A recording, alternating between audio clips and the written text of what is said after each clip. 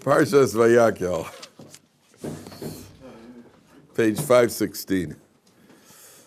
Okay, so Vayakhel-Pekudei, I'm sure you enjoyed the laning yesterday, the longest laning of the year. Yeah. So I'll tell you a very interesting, very deep idea over here.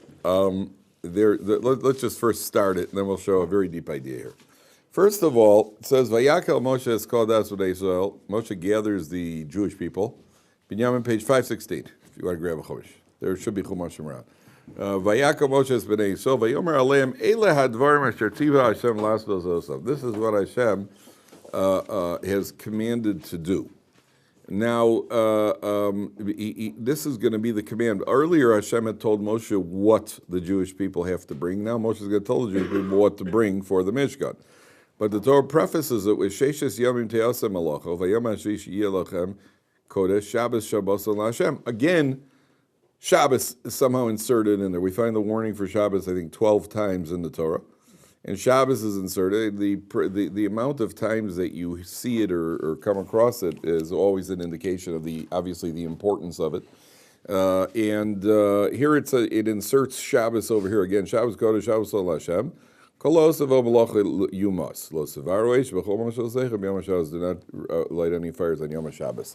So the commentaries point out that if you count from the first word Vayakhel until the last word HaShabbos in this section, you get 39 words, which is obviously the 39 malachos of Shabbos. So let's see how this count works. 1, 2, 3, 4, 5, 6, 7, 8, 9, 10, 11, 12, 13, 14, 15, 16, 17, 18, 30, 31, 32, 33, 34, 35, 36, 37, 38, 39, and Shabbos is the 40th. That's right. 39 till Shabbos, and it's interesting because the malachos are called 40 minus 1. So that's obviously a hint at the 39, what's called a remez. What does it mention do not kindle fire in any of your dwellings? Because it's everywhere else as well. You can't kindle fire. Right, but the assumption is you'll be in your dwelling. Right, the assumption is that's where you light fires. Is it in your dwelling? Right, and then there's a whole there's a discussion in the Gemara whether that pasuk is to teach you a separate prohibition regarding fire or not. But you're right. B'chol moshe zeicha means anywhere where because that's normally where people kindle fires. People don't go out to people don't kindle fires. We're not going to make use of it. But yeah, you're right. It's a valid point. So so that's the prohibition of Shabbos is inserted here because here we are. We're going into the malacha of the Mishkan. And the Malach of the Mishkan, obviously, again, we might think supersedes the command of Shabbos because we're building a Mishkan. The Torah says, you know what, just keep it in the proper perspective over here. Keep it in a proper perspective. You're building a Mishkan, but you're building a Mishkan to serve God. And never forget that there is a syndrome that people sometimes suffer from in Yiddishkeit, and this is the idea that I'd like to share with you. There was a movie, many years ago, there's a movie called The Bridge Over the River Kwai. I don't know if any of it's considered one of the all-time classic movies, The Bridge on the River Kwai, Bridge Over the River Kwai. Alec Guinness, who is English, plays in the starring role. Now, what the theme of he gets killed. The theme of the movie. The theme of the movie is a remarkable theme, and I've used this movie very often as a mashal, as a parable for a certain syndrome that people suffer from in Torah. The Americans and the Allies, the Americans and the English are captured by the Japanese in World War II. They're in a World War II. Apparently, it's a true story. And they're based on a true story. When television bases something on a true story, that means that probably none of it happened except that there was once a man. That's it. That's about it. Everything else they made up. So it's based on a true story. So the Allies, the English and the Americans are captured by the Japanese. They're in a Japanese internment camp. And the Japanese need to build a strategic bridge. In World War II, they need to build a strategic bridge over what's called the River Kwai. And they assign the highest ranking Allied officer, which is Alec Guinness, he's a colonel, they assign him to be in charge of the project. So he gets involved in building this bridge. Now, there's war going on, so obviously when you're building a strategic bridge for the enemy, you drag your feet and try to sabotage as much as you can, and he gets involved in the job of building the bridge, and he starts urging his men to build it well and build it quickly and build it this. And they keep trying to explain to him there's a war going on, and he's got total tunnel vision, because all that happens is he loses sight of everything around him. He gets totally into this building the bridge project. You know, the men are trying to convince him. I remember I saw as a look at fantastic movie, really fantastic movie. In Yiddishkeit, you probably sometimes get people who get so caught up in the mitzvah that they're doing that they forget that the mitzvah doesn't exist in a vacuum. It's not independent. The mitzvah is part of a bigger plan. So the classic example is somebody who the doctor tells he can't fast on Yom Kippur. If a guy can't fast on Yom Kippur and he does fast, he's murdered himself. He's almost a suicide. If he dies as a result of fasting, and a guy gets upset because now I have to fast on Yom Kippur. What do you mean fast? I have to eat on Yom Kippur, but Yom Kippur. But why do you fast on Yom Kippur? You fast on Yom Kippur for one reason only, because God said so. So if the same God said, now you don't fast, what's the difference to you? God said don't fast, so now you're serving God by not fasting. You understand? So sometimes people in Yiddishkeit get caught up with a given mitzvah, ignoring the fact that mitzvahs are a result. Mitzvahs are only there to help serve HaKadosh Baruch Hu. So you could have probably the classic example that on the most common basis is when two men are fighting in shul over who's going to say Kaddish. Or who's going to daven for the Yom. They have a fight for why do you want to say Kaddish? It should be a merit for the soul of the deceased. You know, it's a bigger merit for the soul of the deceased not to fight and just give way. That's also a merit for the soul of the deceased. You know, there's no merit to getting into a fight in shul. There's certainly no merit for the deceased. So people lose focus on what really is important. So here the Torah comes along and says, you got to build a Mishkan. Build a Mishkan. Yeah. Wow, got to build a Mishkan. So you may lose total focus and get totally involved. So just remember, it's the same God. You're not building a Mishkan and you can get caught up into all this spiritual stuff. It's holy and the Aron Kodesh and everything. Stop. It's God. It's HaKadosh Baruch Hu. The same God says, keep Shabbos. And Shabbos supersedes the building of the Mishkan. That's why the Torah inserts it over here. This is a classic example. That's why, you know, a guy pushing people out of the way to kiss the Sefer Torah. That's also one of the classics. You know, take a couple people out on the way to kiss. Why are you kissing the Torah? Got to kiss the Torah. Why? Why? Yeah, why? No, it's the Torah. Yeah. Well, there's only one reason. It's because Hashem said to get. It's because you're trying to show belovedness like HaKadosh Baruch Hu, elbowing people on your way. Rabbi Yisrael Salanter, in one of his profound statements, said a person running to do a mitzvah could sometimes destroy the entire world on the way. That's what Rabbi Yisrael Salanter said. It's what I call a religious Mr. Magoo. Do you remember Mr. Magoo, Scott? Do you remember Mr. Magoo? Is that you have religiously somebody who leaves a trail of disaster everywhere they go, almost like a woman driver. You don't know what's going on behind you. That's just a joke, Scott. You don't know a woman. You're a joke. That's just you leave a trail. You leave a trail of disaster everywhere you go, all in your religious pursuit, and therefore the Torah says, keep it in proper perspective. I've seen this in so many, I'm probably guilty of it myself in certain times, but you see it in so many different capacities, so many different examples of where this bridge over the river Kwai syndrome, that's what I call it, where that's at play, where you've taken total focus off of what you're doing. So if a guy, I know a guy who was, a guest, I think I mentioned this to you. First of all, Rabbi Yaakov Kamenetsky had a man in his community who fasted on Yom Kippur after an old elderly man who fasted on Yom Kippur after a doctor said not to, and Rabbi Yaakov Kamenetsky refused to, and he was nifter, and Rabbi Yaakov Kamenetsky refused to do the funeral because he said this man is virtually a suicide. So he didn't paskin a suicide, but he freed because the man did the wrong thing. They went to a Hasidic Rebbe. There's a Hasidic Rebbe, and they what do you call it? The Hasidic Rebbe was told they told his children that the father, the Zeta, the Rebbe can't fast on Yom Kippur. The doctor that examined the father said the Rebbe can't fast on Yom Kippur. So the kids were like, oh boy, now they got to tell him. So each one said, Shimon, you tell him. No, Zelman, you tell him. No, Herschel, you tell him. And everybody, no, you tell him. So they decided we'll tell them together. So they walked in. They said, Tati, we have, we spoke to the doctor, and the doctor said that you can't fast on Yom Kippur. So the Rebbe said, okay. So they said, aren't you upset? So why should I be upset? For 70 years, I've served HaKadosh Baruch Hu by fasting on Yom Kippur, and now I'm going to serve HaKadosh Baruch Hu by eating on Yom Kippur. What do I care how HaKadosh Baruch Hu wants me to serve? HaKadosh Baruch Hu wants me to serve like this, that's how I'm going to serve. What do I care how HaKadosh Baruch Hu wants me to serve? There's this selective Judaism. It means that a person is losing sight of what he's supposed to be doing.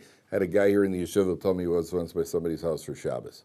I think I've mentioned this story before. This is one of my all-time classics. The guy gets up at 5 o'clock in the morning, Shabbos morning, and he has to go to the bathroom. He tries to open the door to his room. The door's locked from the outside. Starts trying to thumb if I thought maybe the door was jammed. Door's locked. Starts knocking quietly. It's 5 o'clock and knocks. Nothing happens. He knocks a little louder. Nothing happens. He waits there. 6 o'clock, starts knocking in, nothing. 7 o'clock, guy's bursting. Nothing happened. If it was me, I would have broken down the door for sure. Guy's knocking on the thing, nothing. 8 o'clock, all of a sudden he hears from the outside, click, door's unlocked. What happened? He was staying by a couple. The husband, who was a tzaddik, decided that he's going to daven nates. But the problem is, if you daven nates, you have a guest, it's yichud, he's alone in the house with your wife. So, of course, the logical thing is just to incarcerate him in his room. That's the logical thing. Lock the door from the outside and incarcerate him in his room. You understand? So I just picture this guy's in there. This guy's in shul davening. I could just say it's like one of those TV split screen type of things, like one of these cartoons. This guy's saying, "Nishmas kol chai tevorech Hashem Hashem Elokeinu," and this guy's saying, and this guy's going nuts. You can just see the split screen. You want guests.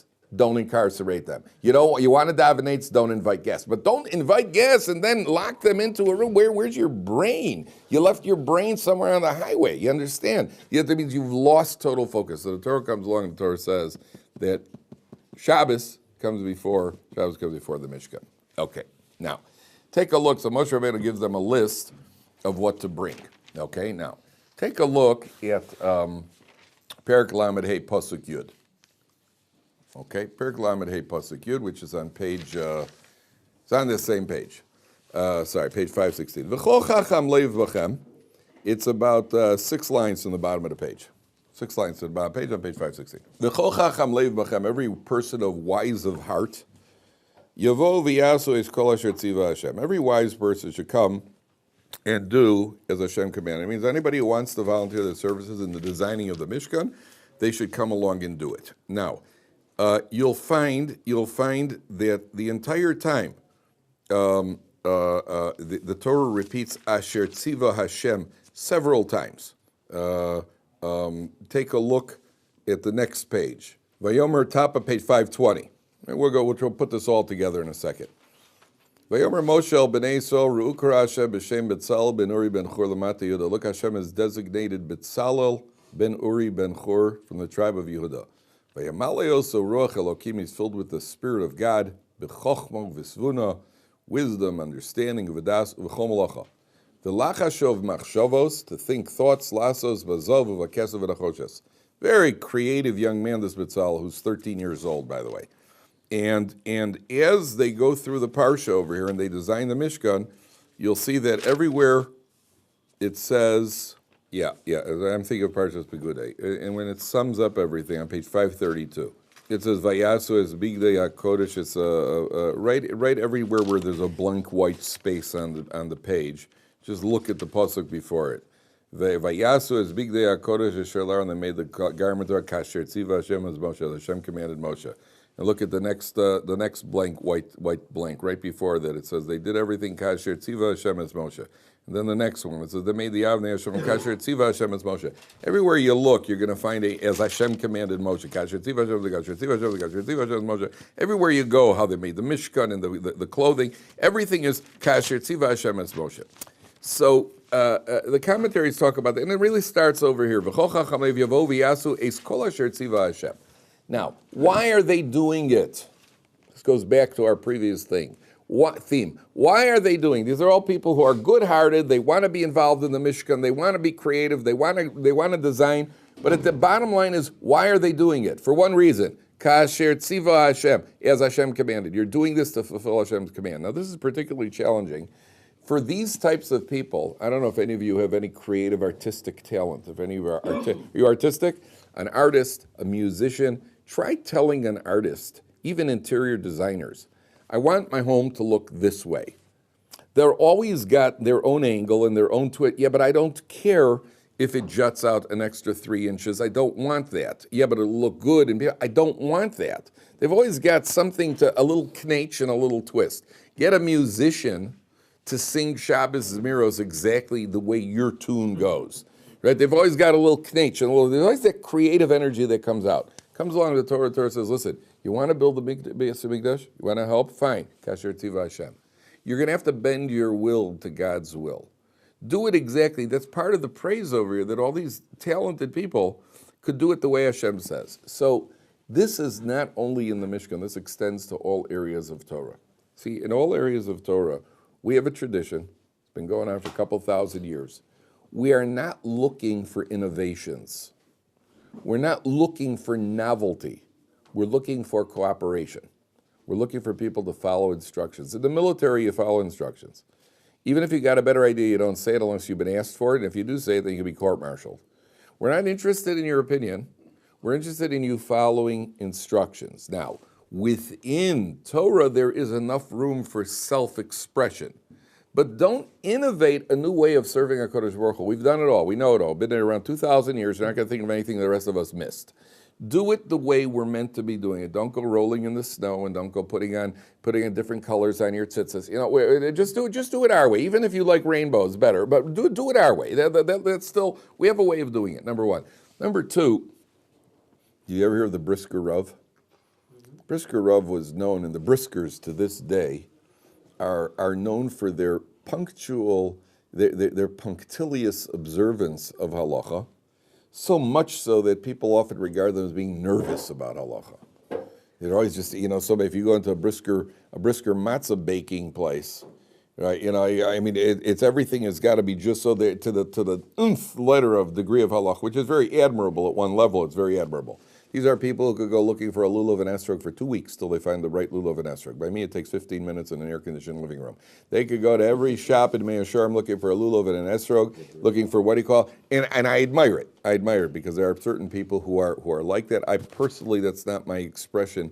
I do what I have to do according to halacha. I haven't got the patience and the personality to be that punctilious. As long as I'm fulfilling the letter of the law according to the accepted halacha, I'm good. But there are people who want to take it to the nth degree, to the nth degree. It's by way of analogy, it's like a husband who wants to surprise his wife and do the dishes.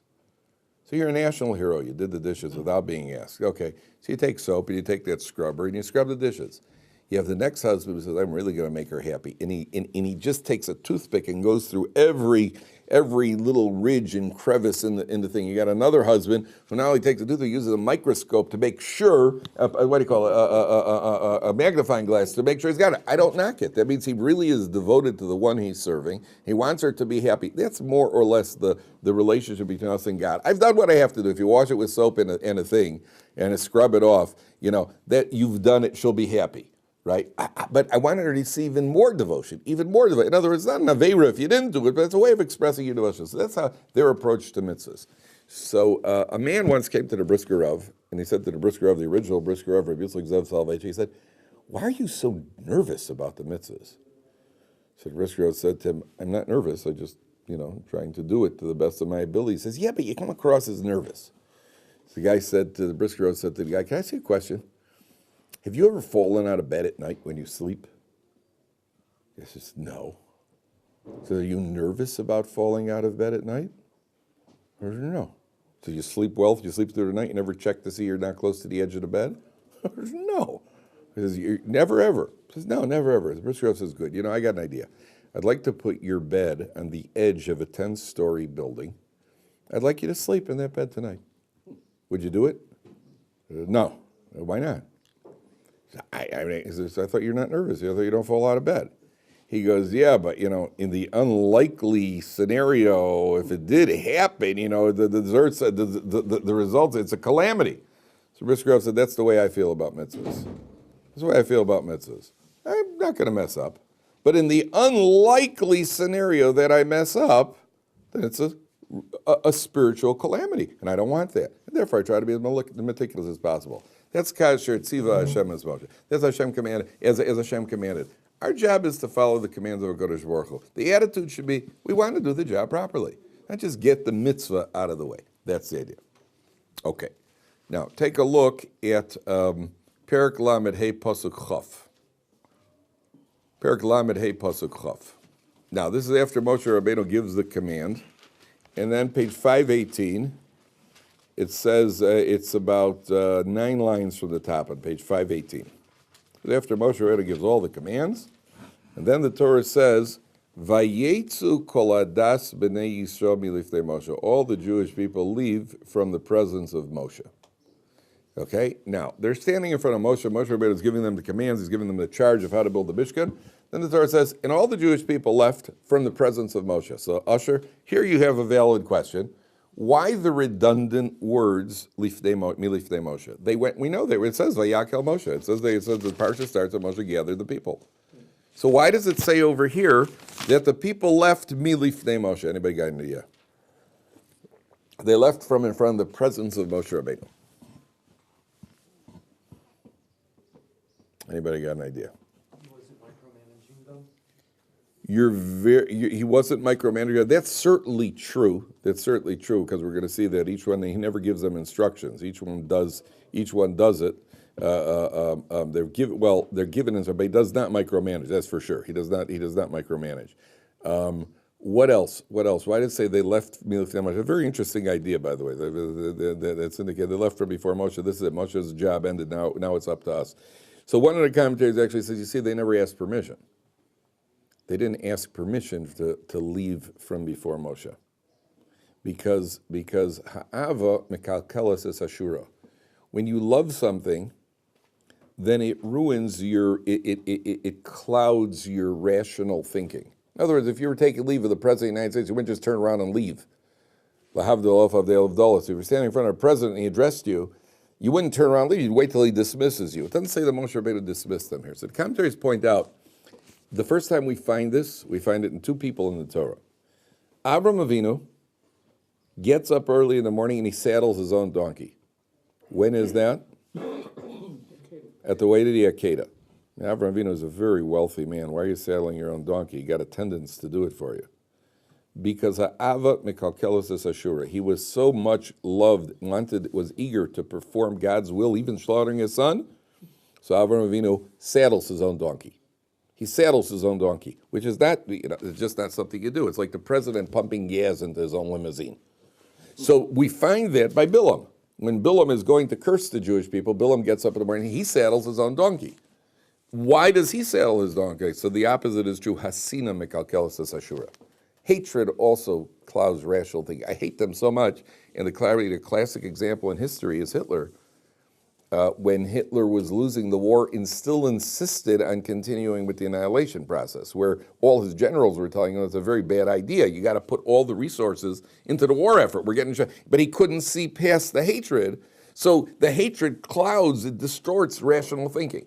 So Bilam goes and he saddles his own dog. I'm telling you, it's like the President of the United States driving pulling his own car out of the thing, doing something like that. That doesn't happen. That's the hatred. So the Jewish people they're so eager to start working on the Mishkan that they turn and they leave for Moshe Rabbeinu without Moshe Rabbeinu formally dismissing them. And that could be seen as a credit to you.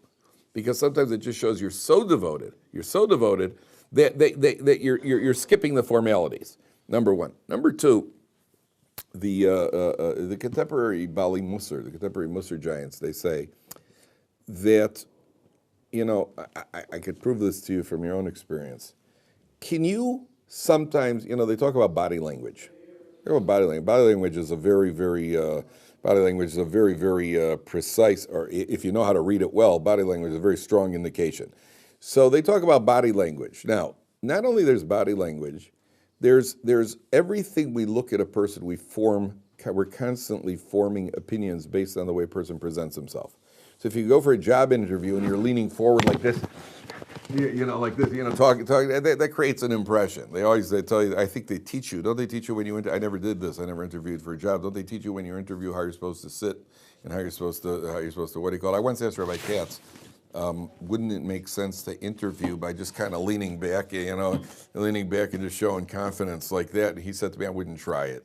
That's what he said to me. So we've had numerous conversations like that where he's gotten the last word. So you're supposed to show confidence. And again, it really depends what job you're interviewing for. If you're if they're looking for a fast-talking salesman, so they want to see something in your body language. If you're looking for a guy who's going to manage the office, they want to see something else, and they can tell in the body language. They can tell what you're, okay. So I'm sure that you could tell with the way a person walks, often just from the way a person walks, his gait, you could tell a lot about the person. Is he a wise person? Is he a fool? Is he where's he coming from? Is he coming out of a tavern right now? You don't have to be a genius to tell if somebody's coming out of a tavern. Guys wobbling side. I still remember a guy from camp when we were counselors. So they took us once a week. We were at Camp Mosheva, the Bnei Akiva camp. So once a week they took us into the little town in Wisconsin. There was a bar and a bowling alley. So one of my friends had been drinking beer. So I just remember we got back to camp and everybody kept saying to him, Norm, you're drunk. And he said, I'm not drunk. And I said, yeah. And he said, watch this, I could walk a straight line. And he starts walking a straight line. He tripped over himself, fell all over the place. That was the highlight of the summer, as he's trying to show us that he could walk a straight line. So you could tell by a person's gait where they're coming from. Where did the Jewish people just come from? Vayetzu kol bnei Shomi lifnei Moshe. A person who's coming from Moshe Rabbeinu, if you go to see Reb Chaim Kanievsky Shlita, when you come out of Reb Chaim Kanievsky, I can see where you're coming from. You're not coming from a ball game. I can tell you didn't come from a ball game just because you're usually walking out like, ooh. You're walking out, it's written all over you where you just came from. A guy who's coming from a base medrash, you're able to tell he just came out of a base medrash. A guy's coming out of a bar, you can tell he's coming out of a bar. A guy's coming from a British soccer match. Right? You should be able to tell he's coming from a British. I usually got a big brick stuck in the side of his head, right? He just came from a British soccer match, If he's horizontal, if he could carry himself on his feet. So the Torah is telling you, they came out from Moshe. You should be able to see where they're coming from. Should be able to tell where these people are coming from, and the way the way a Jew carries himself. It says a Jew doesn't walk around with his head up in the air like this. You don't walk the streets like this. You walk in a humble, self-contained manner without being all over the place. Sometimes you see guys are walking and they got their arms all over the place, they got a blaster on their shoulders. It tells you something about the person right there. Make judgments all the time. By the way, that's the problem with people who use the word judgmental. You're being very judgmental. You're being very judging. Right, so are you. You judge. First of all, you're judging my judgmentalness before anything, number one. Number two, you pass judgments hundreds of times a day. Hundreds of times a day you're passing judgments. Every time you see your children and your wife and your parents, every time you meet somebody in a room, you can tell by one look at the guy's face, he's in a good mood, he's in a bad mood, I like him, I don't like him. You could judge it, you can take a look at it. If you walked into, I want to ask you a question. You walk into a shul, you're davening in shul, and you forgot to say Yalav Yovo. And there's one guy sitting in the corner, and he's wearing like a pullover sweatshirt, and he's got dirty blue jeans and gym shoes. Guys in his 40s, 50s. There's another guy in the other corner. He's wearing a black hat, a suit jacket, got a long beard, and looks and you have to know if you should repeat your Shemona Esrei or not. You don't know the halacha. Which one of the two would you approach? The guy in the sweats, yeah, I'll bet. Yeah, because he'll give you the leniency. Yeah, he'll tell you. He'll say, well, I skipped it. I'm not going back to say it. Yeah, I'll bet. Yeah, I know all about it. Who are you going to approach? So aren't you being judgmental? You don't know anything about either person. Aren't you being judgmental? I'm judging. This guy looks like he knows. This guy does. This happened to my brother and I. We were up at a family. Funeral, but we have 9 religious relatives in the north of the country who are absolutely ignorant of anything Jewish. And my brothers and I were standing there. We tried to keep a connection to the family. So we were at the funeral, one of the older relatives, and this elderly man comes over and he's upset about something in the ceremony. He says something about the Chaver Kadisha with a burial site. So we just looked at him and said, why do you think we know any more than you? It's something to do with religion. I said, why do you think I know any more than you do? This guy was anti. So he go, I just thought maybe, I just thought, he didn't think maybe. He's being judgmental. So the word you're judging, and you're being very judging. You're darn right. You're judging also. You're judging all day long, all day, every day. You're judging. We're always judging. That's part of being a human being. Therefore, the Torah says, let people see where you came from. You came from Moshe Rabbeinu. That's how you should carry yourself as a Jew. Okay. Take a look at page Perek Lamed Hey, Pasuk Lamed. Perek Lamed Hey, Pasuk Lamed. Page, the next page. Okay. Now this is very, very interesting. So it says like this. Vayomer Moshe el Kol Bnei Yisrael. Okay, this we read once before. Let's focus on the pasuk a little bit. Vayomer Moshe b'nei Yisrael, Re'u kara Hashem b'shem, B'Tzalel ben Uri ben Hur lamata Yehuda. God has called upon B'Tzalel, the son of Uri, the son of Hur. Now, we have mentioned in the past that there's no accident that B'Tzalel is chosen. He's the grandson of Hur. What happened to Hur? Died for idols. He died at the golden calf, standing up to the people. He stood up to the crowd and he was killed. Therefore, it's his grandson who's going to be the catalyst. He's going to be the main architect of the Mishkan, which is an atonement of sorts for the sin of the golden calf. And look what Hashem does. He's filled with all sorts of wisdom, intuitive, and everything he's got it all. Never took a course in college in his life. Never took a training. Just decided I want to do it. And he's filled with wisdom. He knows how to, craftsmanship and what's it called? I was going to say pastries. Not pastries, what are they called? The hanging things, tapestries. I got the word pastries in it. I got one track mind. He knows tapestry work and craftsmanship work and gold and weaving and everything else. Tapestries. That's what.